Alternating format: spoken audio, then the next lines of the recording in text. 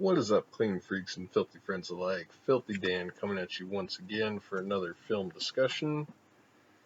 And we are continuing and, for the most part, concluding our death march through the Elm Street Valley. You guessed right, it is time to talk about the abysmal abomination that is Freddy's Dead, the Final Nightmare from 1991. And surprise, surprise, I am going to take a shit on this film. So let's do this thing. So basically, at this point, Freddy has totally decimated the child population of Springwood. However, he does leave one survivor to go on and spread basically the awareness of Freddy to others in a new town. And this survivor is an amnesiac called John Doe. That is actually the character's name in the credits. Real imaginative, right? But yeah, this film has absolutely nothing at all to do with the previous films, and it only serves as a desperate cash grab / death gasp for the franchise at this point in time. The characters, again, we have John Doe, and John Doe sucks taint.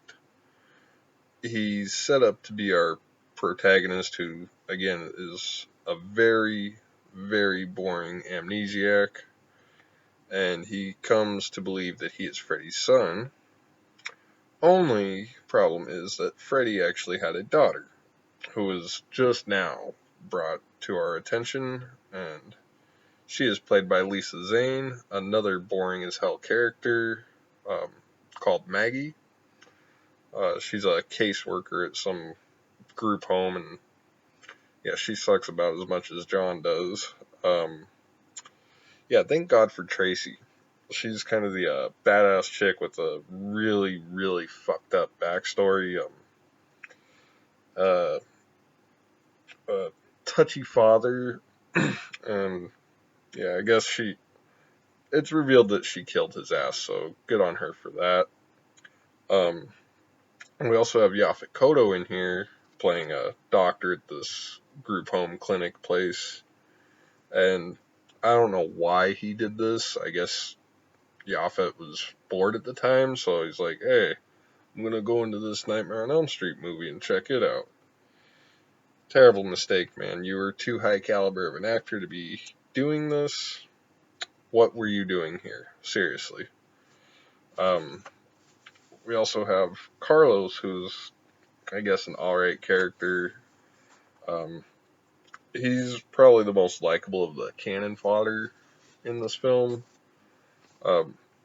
He's a deaf kid, and yeah, he had a pretty troubled upbringing also. And he's probably one of the more likable characters in this piece of shit film.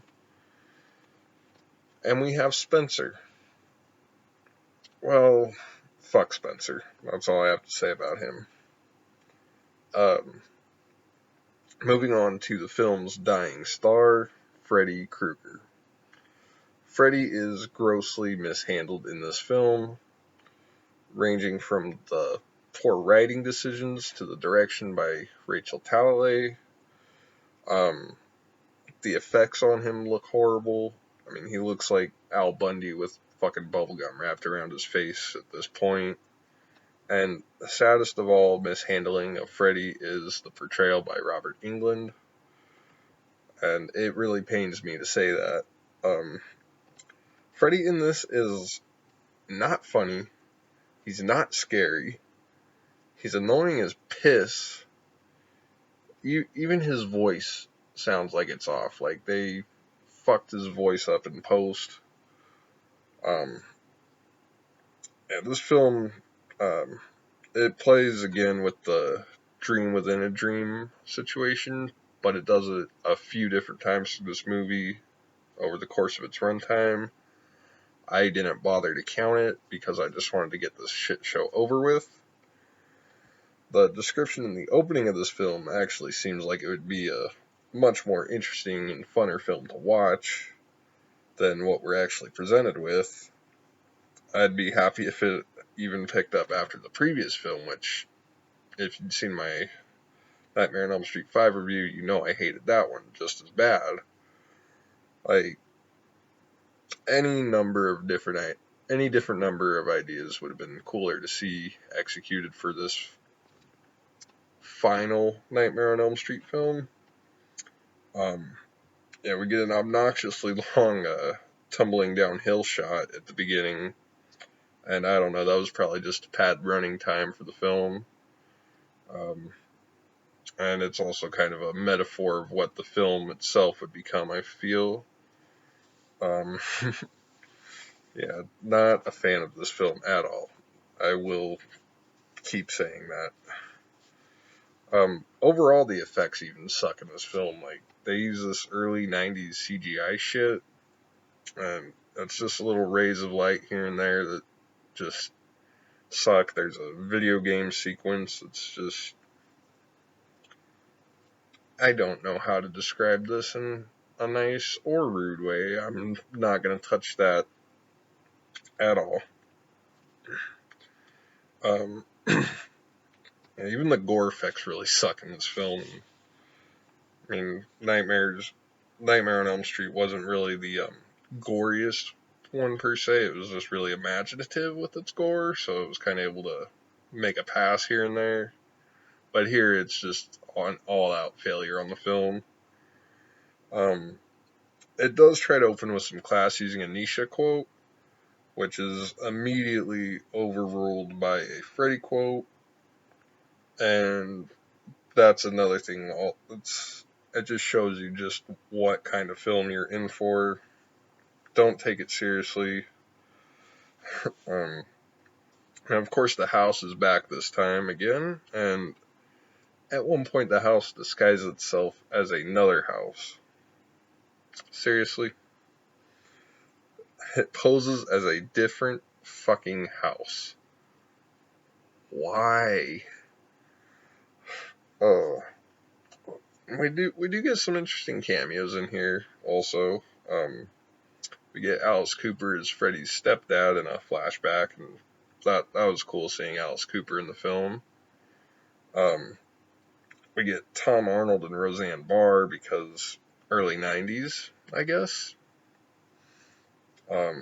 We get a Johnny Depp cameo doing the PSA for your brain on drugs. Yeah, that one's just kind of meh for me. It kind of gets a little bit of a snicker from me, but outside of that, does nothing for me. We have a nightmare sequence where there is a deaf portrayal, and it tries to put us in the perspective of the deaf character Carlos, and it does the classic mistake in movies where deaf is played by the sound of a beating heart with no other sound going on. But it's another one of those things, you just see it and it's like, really fucking why, guys? Why? Just make deaf sound. Make deaf deaf. Come on. Yeah, according to this film, marijuana is apparently a sleepy time version of LSD. Who knew? Who fucking knew? Fucking poorly researched drug references, man. Ugh. Ugh. Yeah, I previously have praised Freddy's backstory, especially in part 3 and even part 5. And here it's... Ugh. Well, here they just pull some shit out like, hey, did you know that Freddy had a wife and kid before he died? He's also possessed by some dream demons who've been around for thousands of years. It's fucking overdone. Answers questions that no one asked, probably no one ever wanted to know, and it just flat out insults the audience. And it's a spit in the fucking face, man. And that damn twist, if you want to call it a twist, it's fucking ridiculous. About Maggie being Freddy's kid and not John Doe. Like, it's pretty fucking obvious within the first 20 minutes when you watch it, especially if you've seen movies like this that try to pull out the mind-blowing twist. It's heavy-handed obvious here.